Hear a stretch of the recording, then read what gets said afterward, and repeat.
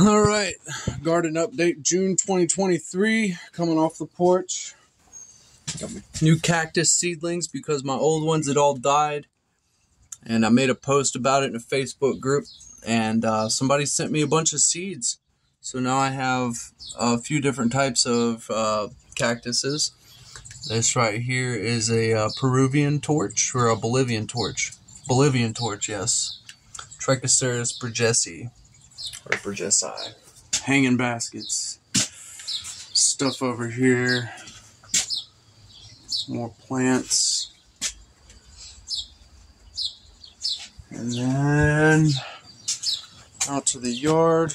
These tomato plants that I'm going to be putting in pots and saving for hunting season. I'm going to use those as bait.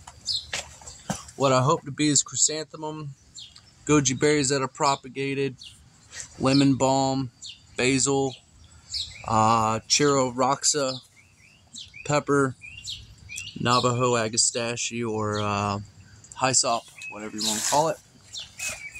Just random flowers, Asiatic lilies, platycodons, or the balloon flowers are also known as. Hosta's getting big.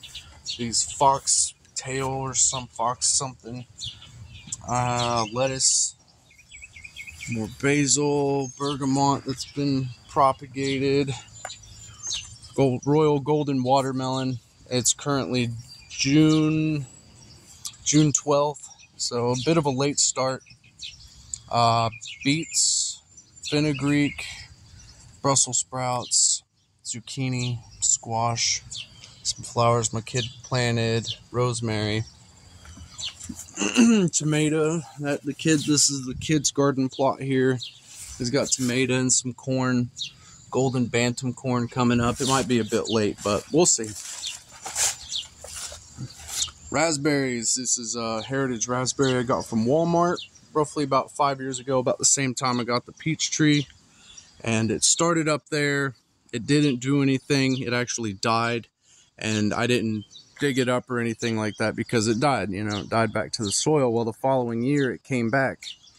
And so I moved it from over here down to here and just let it take over this entire corner here. And that's what it's doing. It's spreading out. I've already pulled out a couple suckers that were growing out to like here. And then we have them here, major here, here, going out there, and over to there. So these things spread out a lot. And they're just now about to start putting on their shoots. If you look closely, if I could get focus on that, you can see those hairs coming out right there. And that's where the stems will shoot out and create fruit off of those. Asian pear tree. This is a Shinko Asian pear tree that I got from Kroger's for like 35 bucks last year, I think it was. And really like the foliage that it puts on early spring. And then all the white flowers that it gets on it. And it's got roughly about eight pears on it right now. No pest damage. Haven't really had to deal with any fungal issues or pests or anything like that. So that's pretty cool. Trying air layering out on it. Just did this about a week ago. Just took a water bottle and some soil. If you haven't read up on air layering, check into it. It's a really cool way of propagating trees, cloning them. So moving on, we got the grapes over here. We got this little strip of garden that I've dug out down along the fence line. Haven't really planted much anything in there except for maybe 3 tomato plants down here. And then I got more blue Adirondack potatoes that didn't fit over there. What I didn't plant over there, I put over here. Cauliflower. This crabapple tree that's going to go at some point. I'm just going to tear that out and plant something else there because it's a crabapple, you know. I don't want to waste space on something I can't eat. All right, and then we got grapes. The mosaic or rust, whatever that is, comes back. And so I just try to pick off some of the leaves. But it hasn't been nearly as bad this year as it has been the past years. And that's because I've been keeping up on fungal sprays. But it's still starting to move around. It'll show up on a few leaves here and there. But the thing is now that it's rained, it's probably going to spread through the entire plant now. It happens so quick. This is a peach tree that I grew from seed last year. It's on its second year here, and it's already 7 foot tall. So that's really cool. And then here's the Bella Georgia. I do a lot of videos just on this, so I'm not going to spend too much time talking about it. Not until I'm able to pull fruit off of it. But yeah, it's doing excellent. And then we got the fig coming up here, chamomile that I've transplanted. And then we got beans, green beans, tender green beans. I forget what these are. They're a bush bean here. Planted some basil in, transplanted some basil out here where the beans didn't pop. And more pole beans, Kentucky Wonders out here on the outside that are going to get trellised up this wire fence here. Oh, and then agastache in this little pot out here with the okra. Peppers are behind, a lot farther behind. They're probably about half the size they were this time last year. Got Scotch bonnets and golden reapers and yellow scorpions, and fatales are putting on their pods here. And blue Adirondack potatoes over in here. There's a bunch of them. I've been fertilizing the heck out of them this year.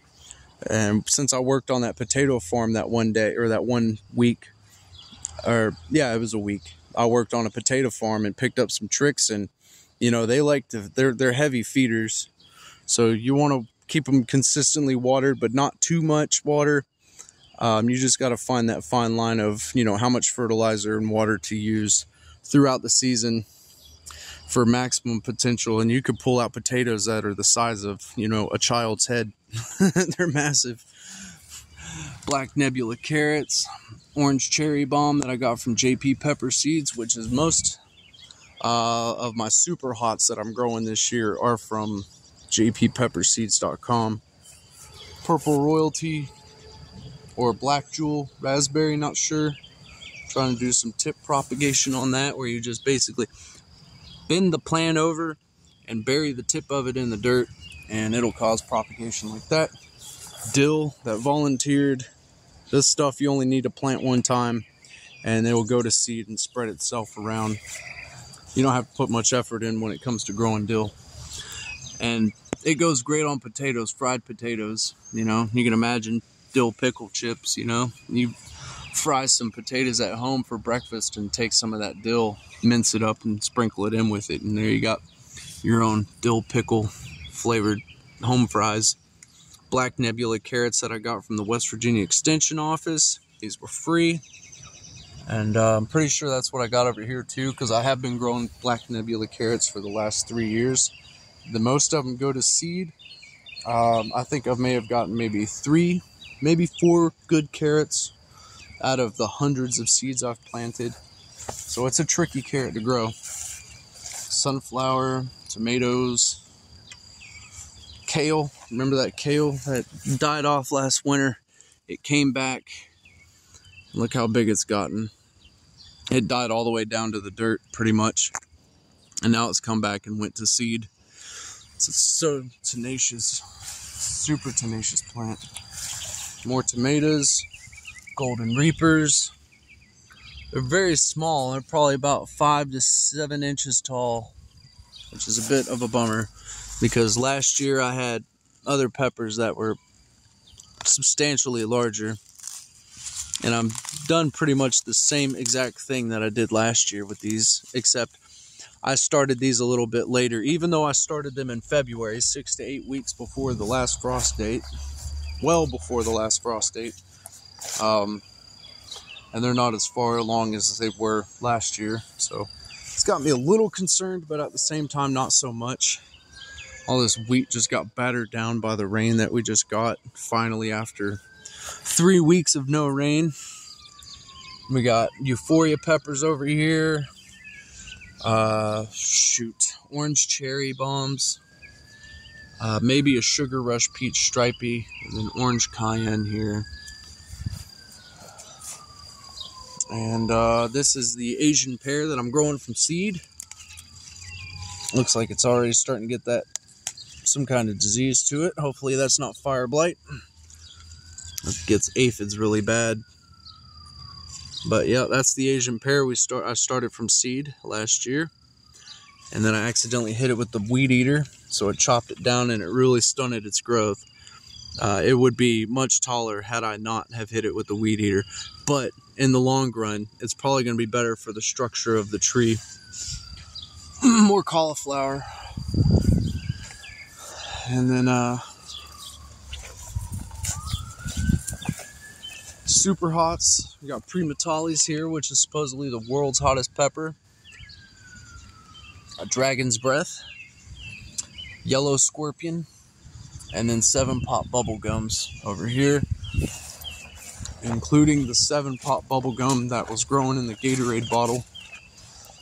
That's over a year and a half old. This plant right here is over a year and a half old. Believe it or not, you watch my previous videos, it came out of this Gatorade bottle. That was grown in this Gatorade bottle for over a year.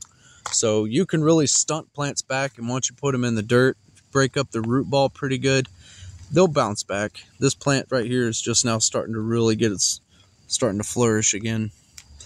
I like to pick off any flowers off of plants that are less than 8 inches tall.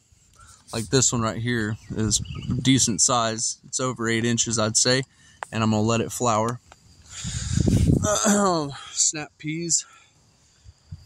Got these dwarf gray snow peas, I think they are. I'm not a fan of them. Not a fan. They're tough to chew, even when they're small. They're only good for stir fry, whereas I like to just come out here and snack on them. So I stick to snap peas. They're the best.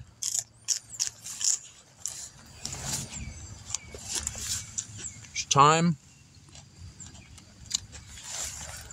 You might say, Billy Parrish, you got a lot of weeds in your garden. Yeah, I do.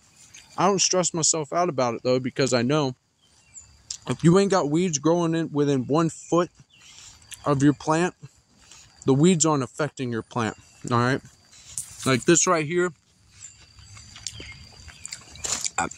the roots on this plant right here might come out to here, whereas that one might come out to here.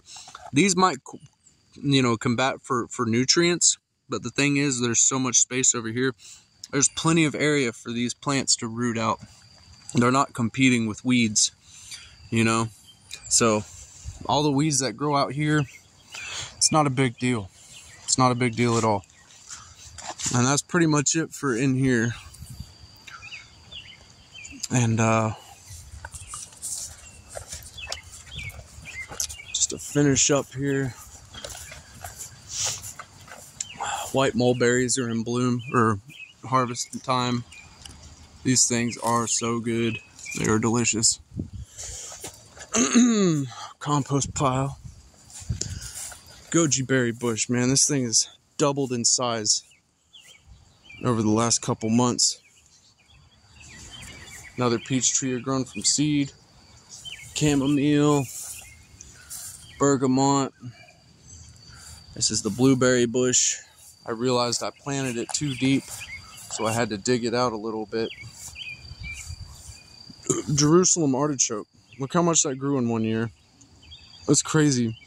That stuff is so invasive, but it's, you know, invasive in a good way because it's an edible plant and it's native, so it's not a problem.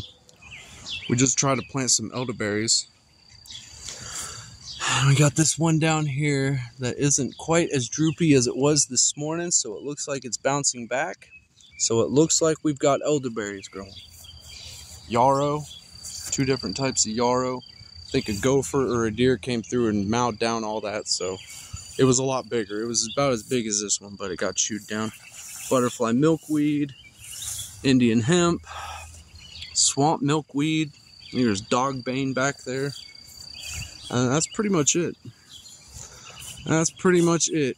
June 2023.